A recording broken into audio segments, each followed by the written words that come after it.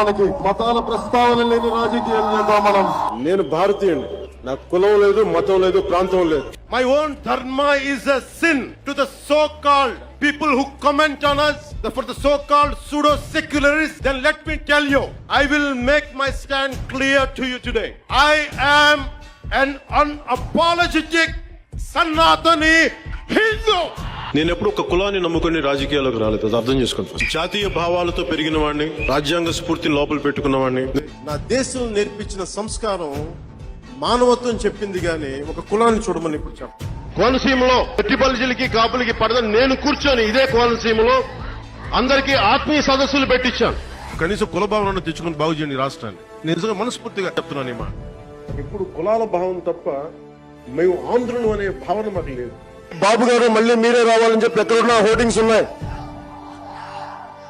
వచ్చి ఏం చేస్తారండి మీరు? లోకేష్ గారికి ఇదే చెప్తున్నాను, నేను మీకు అండగా ఉండి 15 సీట్లు పశ్చిమ గోదావరి నుంచి ఇస్తే మీరు నా తల్లిని దూషించారు. తెలుగుదేశం పార్టీని, లోకేష్ గారిని క్షమించను, మర్చిపోకండి.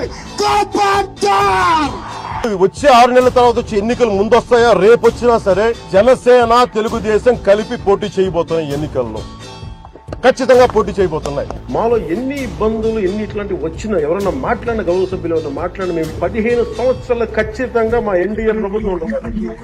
మీ చందులూరు ఎమ్మెల్యే మాదిగ కొడకాన్ని తిడితే మరి దాని మీద మీరు ఎందుకు డిబేట్లు పెట్టలా? ఎందుకు పెట్టలా? దళిత కులాల మీద తిట్టే మీరు ఎందుకు పెట్టలా? మీరు బాగా ఇష్టమైన నాయకులు చింతమనేని ప్రభాకర్ గారికి, మనస్ఫూర్తిగా హృదయపూర్వక నమస్కారం. బాలకృష్ణ గారికి కూడా చెప్తా ఉన్నాం, మీరు నా దగ్గరకు వచ్చే, మా పార్టీకి వచ్చే జనాల్ని మీరు శంకర్ జాతి నా కొడుకులు, అలగా జనం అని తిడతా ఉన్నారు. ఆయన ప్రేమగా బాలయ్య అని పిలువంటారు కానీ నాకు ఆయన ఎప్పుడు సార్ అనే పిలువాలనిపిస్తుంది. నాకు ఆయన మీద నాకు అపారమైన గౌరవం. ఎవరిని లెక్క చేయని వ్యక్తిత్వం. కుటుంబ రాజకీయాలు చేయడానికి రాలేదు, నాకు కుటుంబ పాలన నాకు ఇష్టం లేదు. నిజంగా కుటుంబం అంతా సేవ చేయాలంటే వెనుకొని చేయొచ్చు, చాలా సేవలు చేయొచ్చు. అందరూ చట్టసభలోకి రావాల్సిన అవసరం లేదు. కొణిదెల కుటుంబం నుంచి మరో వ్యక్తి చట్టసభల్లో అడుగు పెడుతున్నారు. ఎమ్మెల్యే కోట ఎమ్మెల్సీ అభ్యర్థిగా నాగబాబును ఖరారు చేశారు పవన్ కళ్యాణ్. ఆయనను కేబినెట్ లోకి తీసుకునే అవకాశం కూడా ఉన్నట్టు సమాచారం. జై తెలంగాణ. తెలుసు కదా, తెలంగాణ అంటే గుండెలో కొట్టుకుంటుంది నాకు. నా తెలంగాణ కోటి రతనాల వీణ, అలాంటి కోటి దివిటీల క్రాంతి జ్యోతి, అలాంటి తెలంగాణ నేల తల్లికి నా వందనాలు, హృదయపూర్వక వందనాలు. రాష్ట్రం విడిపోవడానికి కూడా కారణం గోదావరి జిల్లాలో పచ్చదనం, ఆ శాపం తగిలేసినట్టుంది.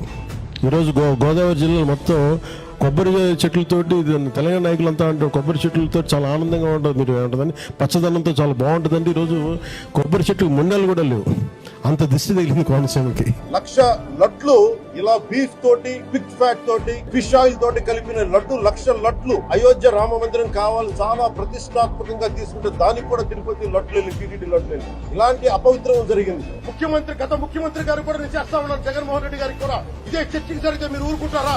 ఒక మసీదుకి జరిగితే ఊరుకుంటారా? ఒక తిరుమలకి జరిగినప్పుడు ఎందుకు వెనకేసుకొస్తారు? రాకండి. తిరుపతి లడ్డులో అడల్ట్రేషన్ జరిగిందని చెప్పాను. నేను ఎందుకు మాల వేసుకుని తిరిగానంటే, నేను మనోహర్ గారు చాలా పర్యాలు మేము తిరుపతి వెళ్ళినప్పుడు, తిరుపతి తిరుగుతున్నప్పుడు మాకు చెప్పారు కల్తీ జరుగుతుంది సార్ ఇక్కడ. జనంలో ఉన్న మాట చెప్తాను సార్. ఆ గిల్ట్ నాకుండి అది నేను ప్రక్షాళన చేసుకున్నాను. అది డ్రామా చేయడానికి కాదు. అది అట్లీస్ట్ దెన్ సీఎం అతని గురించి చెప్పాను, నేను చెప్పలేదే. ఆయన కూర్చొని చేయమంటాడు ఈ లడ్లు కలపని, ఎవరు సెన్స్ ఉన్నాడు, ఎవరు చెప్పడం మాట. మతాలు ఒకటే మనకి, మతాల ప్రస్తావన